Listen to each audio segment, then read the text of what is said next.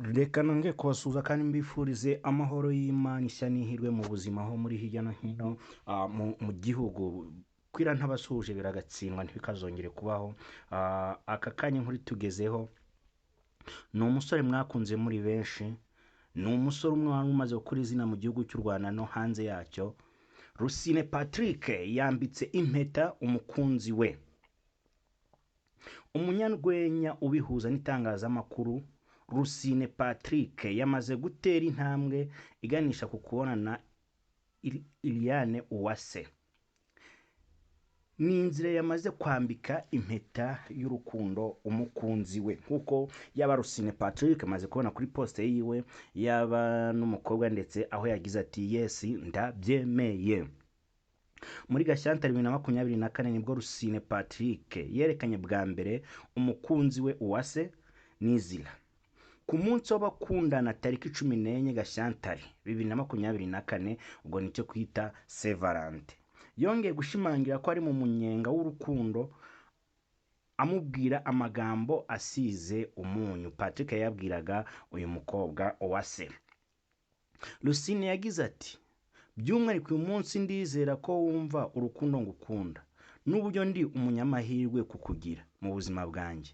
Umunsi mwiza w'abakundanye. Abaramutomoye umusore Rusine Patrick kuri uyu wa tariki 12 Kanama 2024. Rusine Patrick yashize hanze amafoto agaragaza ko yamaze kwambika impeta umukunzi we, n'amafoto arekejwe n'ubutumwa bugira buti uyu munsi usobanuye itangiriro rishya riganisha ku kubana iteka. Yongeraho ati hamwe no gutera kose k'umutima wanjye naguhisemo. Ibi bisobanuye guseka, urukundo hamwe n'iterambere ryacu twembi, ubuzima bwacu bwose. Ndaje makubitira amafoto ubundi mwihere maso uburanga ubwiza bw'umugore wa Rusine Patrick wamaze gupropoza uyu mukobwa Uwase Nizila. Akomeza agira ati ndumva kwihangana bingora ngo tubane ngukunde bizira iherezo iteka kandi n'igihe cyose. Rusine Patrick ari mu bahanga mu gutera urwenya, ndetse muri iki gihe ari mu bihe byiza aho usanga yitabazwa mu birori n'ibitaramo bitandukanye by'urwenya bikomeye. Uyu musore uka guhamiriza Inyarwanda ko dukesha iyi nkuru ko nta kintu cyiza kibaho nko kuba mu rukundo. Byitezwe ko mu bihe bya vuba azakora ubukwe n'umukobwa yihebeye Liliane Uwase Nizila. Hano hari amafoto meza cyane yamwambitse impeta, umukobwa nawe ati yes of course sinabyanga ngize nte ndabyemeye. Benshi bagiye bibaza kuri Rusine Patrick. Rero hari comment nyinshi cyane abantu bagiye batanga, bagiye bagaruka ngo yatinze gushaka, ariko buri wese agira igihe cye, buri wese agira igeno rye, buri wese agira igihe cye aba yarateguriwe. Ni amafoto ari ku Nyarwanda ariko kandi na Rusine Patrick umunyarwenya akaba nawe yabitangaje abinyujije kuri status ye ku mbuga nkoranyambaga ziwe, aho yakoresheje amagambo y'icyongereza atomora uyu mukobwa cyangwa se uyu Uwase nk'umukunzi we, aho yakoresheje amagambo avuga ngo kambarebere.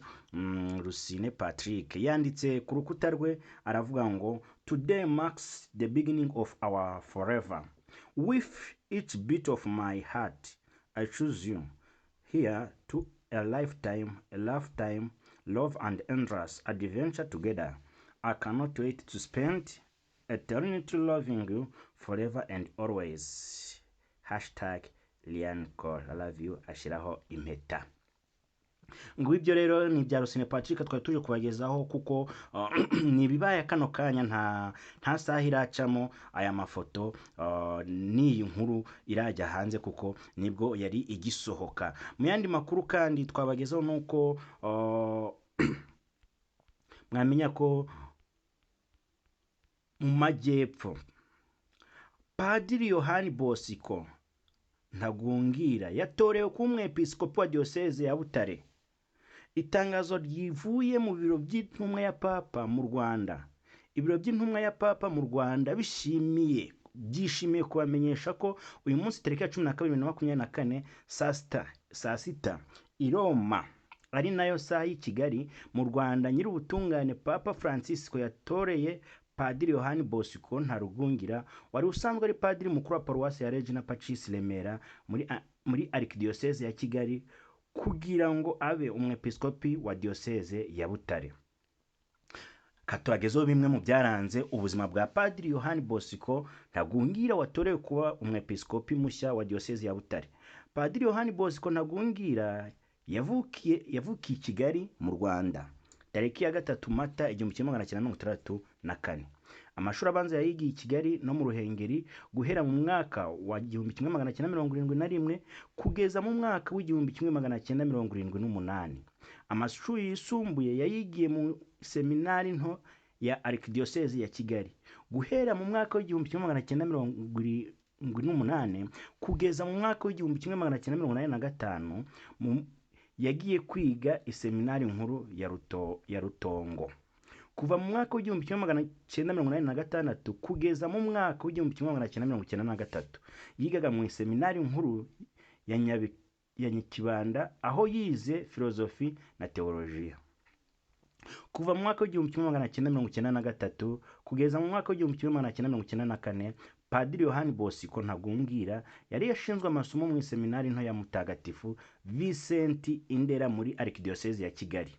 Kuva mu mwaka wa 1994 kugeza mu mwaka wa 2001 yigaga amategeko ya Kiliziya i Roma muri Université Pontificale di Lateran, ahakura impamyabumenyi ya lisansi n'iya doktora mu mategeko ya Kiliziya n'amategeko asanzwe ya leta. Kuva mu mwaka wa 2001 kugeza mu mwaka wa 2002 Padiri Yohani Bosco Ntagungira yari umunyamabanga wa Archdiocese ya Kigali Chancellor, akaba na perezida wa komisiyo ya diocese ya OPM ndetse n'ubumwe bw'abemera Kristo.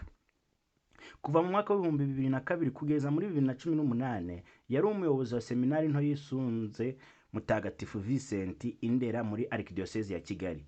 Akora ubutumwa mu rukiko rwa Kiliziya ruhuriweho n'amadiocese yo mu Rwanda ndetse ayobora na komisiyo ishinzwe ibikorwa bya Papa by'iyogezabutumwa OPM ku rwego rw'igihugu. Kuva mu mpera za 2018 kugeza ubu ni padiri mukuru wa paruwasi ya Regina Pacis muri Archdiocese ya Kigali, aho yashinze televiziyo gatolika izwi nka Pacis TV. Akora kandi ubutumwa bwo kuba umucamanza mu rukiko rwa Kiliziya ruhuriweho n'amadiocese yo mu Rwanda rukorera Kigali ku cyicaro cy'inama y'abepiskopi mu Rwanda. Ibiro by'intumwa ya Papa mu Rwanda birashimira ibitangazamakuru byose bizatangaza iyi nkuru nziza irisi Rwanda tukaba natwe tubonetsemo. Ngayo nguko rero ni update z'umugoroba mwiza, mukomeze muhirwe, murane neza, turabakunda.